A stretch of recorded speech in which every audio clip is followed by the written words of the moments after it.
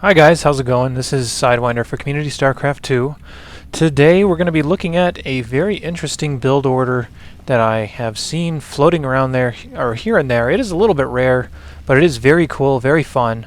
I definitely want to show you guys so that you can see how it works, and for you Terran players, play against Protoss, not in the same old boring way by getting Marines and Marauders and all that kind of stuff. So we're going to take a look at a game between Sinister, who is the green Terran, and he's going to be fighting Sufsos, who is the pink Protoss. So this looks like just a custom game between a couple of friends. But they're definitely up to testing some build orders here in these replays. And we're going to show off the Terran build order here and show how it fares against a pretty standard Protoss build order that actually has a pretty decent counter to it. But we'll see how it goes. So what we're going to see here from Sinister is he's going to open up very standard. He's going to open up with a supply depot on 10, and his barracks is going to come on 12, I'm pretty sure, since he is banking the minerals for it. So he does pull his SCV and he does start his barracks here at 12. He is going to definitely start an SCV after this, and he's going to take his gas on 13, which is very normal for Terrans opening this way. There it goes, plop. And the Protoss player obviously is a friend of Sinister or a practice partner or something. So curiously enough, it almost seems like Sufsos knows what Sinister is going to do in this, but Sinister still shows the power of his unit composition he's going to bring down, which we'll show you once the time gets there. Now this build is kind of slow, so you do need to open up into a relatively fast expand. Sinister is going to go for a 2 racks expand, which is basically you're going to get 2 barracks up. You're going to quickly research stim. You can also research shields on your Marines or concussive shells. It's up to you, whichever you're most comfortable with, to try and hold off some early pressure. And so you're going to open up 2 barracks and go into a quick command center. We're just going to see a little bit of annoyance here from this probe, just trying to bother those SCVs a little bit. The thing you do need to watch out with this build is 4-gate pressure. You definitely need to make some reads and play some options out of it. 4-gate pressure in Protoss versus Terran, or Terran versus Protoss, whatever you want to call it, is a little bit more rare nowadays after the warp gate nerf, since warp gate timings are a little bit slower. So what you're going to fear a little more than that is actually more like 3-gate, Stargate all-ins against this 2 racks expand. This 2 racks expand is still a pretty safe, fast expansion, but you do need to be prepared for any sort of pressure and read your opponent very well in terms of what their little nuances are within their build. I know Sinister doesn't do it in this, but I would like to see him holding watchtowers here, or at least contesting for him, so that he can see if a 4-gate is coming to be set up. What you're going to see if a 4-gate is coming to be set up is you're going to see a Zealot, a Probe, and a Stalker all moving out at the same time. The Probe is going to try to get a pylon up here, and you're going to want to initially scout around your kind of dead space around your base and make sure no proxy pylons are going up, so that you can either deflect that 4-gate or just prevent it from starting up. This here is a very good sign.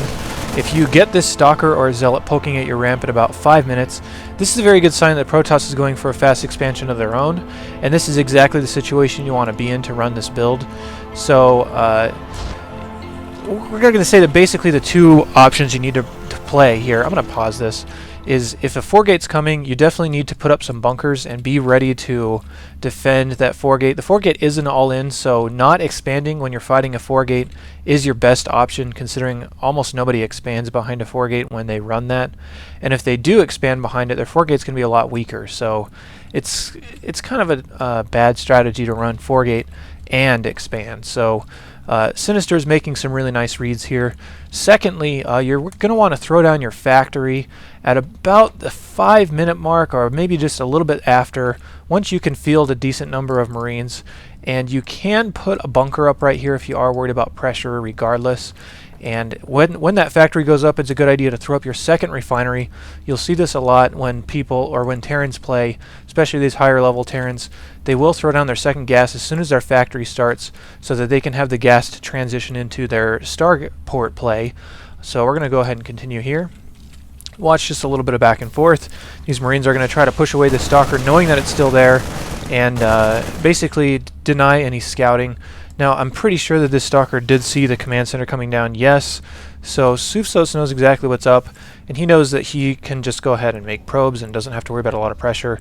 If you take a look at Sufsos' build, it's essentially a one-gate expand, with the second gateway coming down, and he would probably throw down a third if he saw more pressure coming out from the Terran player, but he saw a Terran player that wants to expand, so this definitely is a more macro build. And again, you're gonna pick up these reads a lot from just playing on the ladder, or from watching videos, or just kind of putting it all together in your head a little bit as far as what you should be transitioning into if you're expecting any sort of pressure. And you saw Sinister land a nice scan there. This was around about the 6-minute mark. He saw the robotics was not done. He saw a third gateway coming up, and he basically saw everything in the Protoss base. So it's a beautiful scan to see everything that's going on, and this is exactly what Sinister wants to see. So continuing into this build a little bit, the first Starport is coming up. He did already build a tech lab on the factory and lift it off and then switch his Starport onto that tech lab. The first unit he puts out is a Raven, and the Raven is an excellent unit for denying scouting, first and foremost.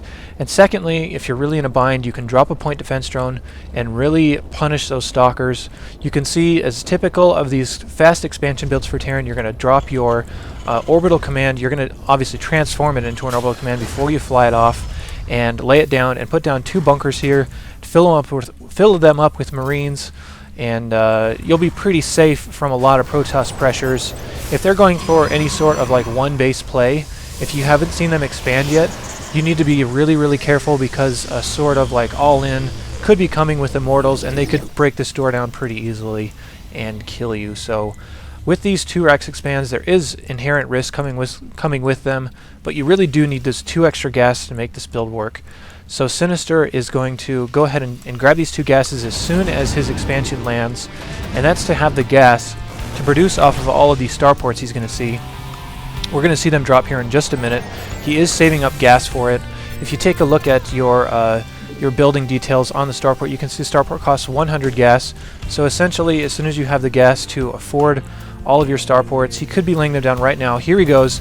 He's going to lay down 3 extra starports, putting him at 4, and he's going to be putting tech labs on all of these.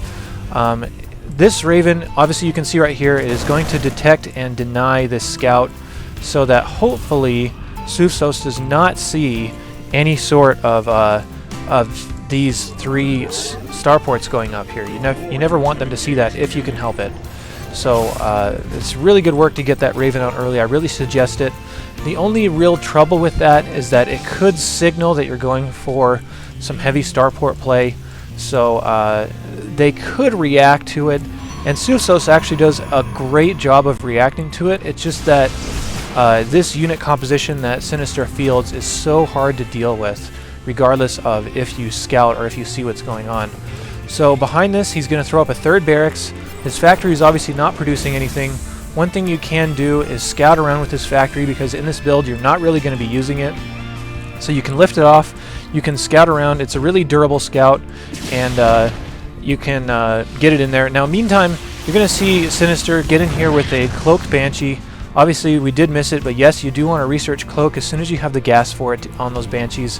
He actually started researching Cloak when his Raven started, but you can do any sort of harassment you can get away with, but smart Protoss players will keep observers back at their base just in case of that. If you take a look at the units tab, you can see there's going to be a 2nd observer coming out here pretty soon. So what this Banshee play is going to do, for one, is it's going to keep the Protoss player in their base for a while. They're going to be pretty hesitant to move out, because they know if they move out, a Banshee could be looming over here and just come in here and woo-doo-doo, kill all of your probes. And in relation of Stalkers versus probes, or rather Stalkers versus Banshees, this is the reason why this build is going to work so well, because if you look at Stalkers, they only do 10 damage to non-armored targets, and Banshees are not armored. I will show you the other nuances of this build, but off of these 4 starports, you're going to see a whole bunch of Banshees coming out. That's definitely what you want to produce to get this mixture of Marine, Banshee, and a Raven or 2. You can afford another Raven on this build, as he is floating quite a bit of gas, as you can see here. Ravens are really gas intensive, 200 gas per Raven, but yeah, you can definitely squeeze one in there. As you can see, he's still floating quite a bit, even though he is bottoming out. He is setting up for a little bit of a timing attack here. He's trying to get a timing attack off where if he knows the standard timings of Protoss, and if he scans regularly, he's going to know that by the time he gets there, there's only going to be maybe 3 Colossi on the field, and that's definitely manageable with this unit composition. Obviously, the Marines are going to not do very well against those. He is timing this when his shields are done on his Marines, so you can see that he's going to try to get a little bit more durable Marines out, but the Marines aren't going to do a ton other than fight the Stalkers well, and the Banshees are basically going to clean up everything else. A couple of extra notes about this. By this time, I would have loved to see him throw down a double armory somewhere, possibly back here so he could be researching his ship upgrades, but it's something he doesn't do in this build. But he's floating quite a bit of gas, and if you have this many air units on the field, you want to get their attacks up. So that's one thing that I was not particularly crazy about in this replay, but I'm sure in other replays of this build, people do that. So if you're running this, I would really recommend throwing down a double armory, getting +1/+1, and then timing your attack around that, just because it's going to be a lot stronger once you push in there. Now, what he's going to center this attack around as well, well, I guess I should stop myself. If anybody uses the term timing attack, they're going to be using an attack that basically will beat most of what their opponent can field by this stage of the game. The timing is that he sees a bunch of Stalkers, he sees a bunch of Zealots on the field, he sees some Colossi coming out, and his timing is that he knows his Banshees can beat this number of Stalkers, especially if this Raven lays down a point defense drone or two on top of everything else that's going on. It's going to really negate the power of these Stalkers, and if they've only got Stalkers on the field to help against that, they're dead. I mean, they're not going to stop this number of Banshees. Stalkers versus Banshees alone is actually a pretty fair fight, but if the Stalkers can't fire for a while, the Banshees are going to really crush them.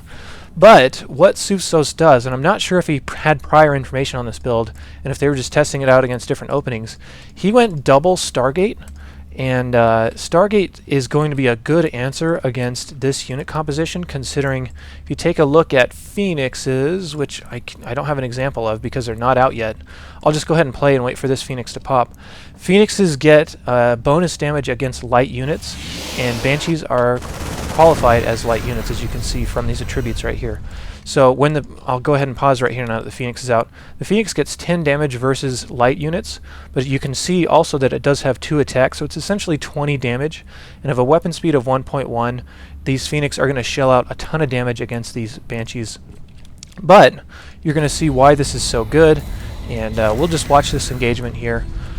What's going to happen is the Protoss player is going to be fielding out Colossi and Observers in order to kill the Marines and detect these cloaked Banshees.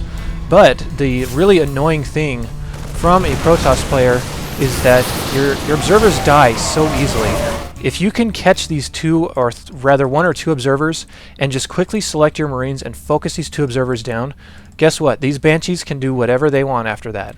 There's no cannons out to detect. There's nothing else that's going to be able to deal with these cloaked Banshees. So one spot you can get a Protoss player in that's really, really annoying and really hard to fight out of is killing their Observers when you have a ton of cloaked Banshees in the air.